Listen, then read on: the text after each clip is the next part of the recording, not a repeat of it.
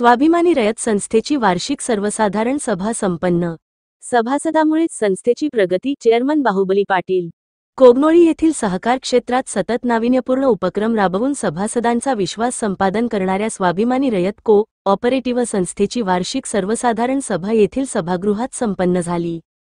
कार्याध्यक्ष राजगोंडा टोपाण पाटील अध्यक्षस्थानी होते। प्रारंभी व्यवस्थापक राजकुमार पाटील यांनी स्वागत करून प्रास्ताविक केले। त्यांनी गेल्या 2 वर्षांत संस्थेने केलेल्या प्रगतीचा आढावा सादर करताना संस्थेचे सध्याचे कार्य सांगितले।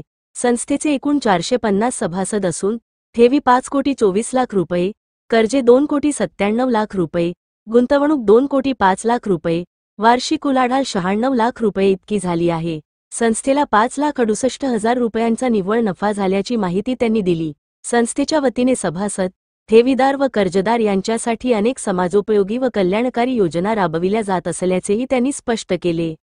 संस्थापक चेअरमन बाहुबली पाटील यांनी आपल्या मनोगतात सांगितले की सभासद, ठेवीदार, कर्जदार आणि हितचिंतक यांच्या सहकार्यामुळेच संस्थेची उल्लेखनीय प्रगती झाली आहे। संस्थेच्या माध्यमातून तरुण व महिलांना उद्योग, व्यवसायासाठी आर्थिक बळ देण्याचे काम सुरू आहे। भविष्यात सभासदांच्या फायद्यासाठी आणखी नवनवीन योजना राबविण्याचा आमचा प्रयत्न राहील। सभेला उपस्थित सदस्यांनी संस्थेच्या कामकाजाचे कौतुक केले। प्रगती अहवालास एकमताने मंजुरी देण्यात आली। संस्थेच्या भविष्यातील उपक्रमांबाबत चर्चा होऊन काही ठोस निर्णय घेण्यात आले।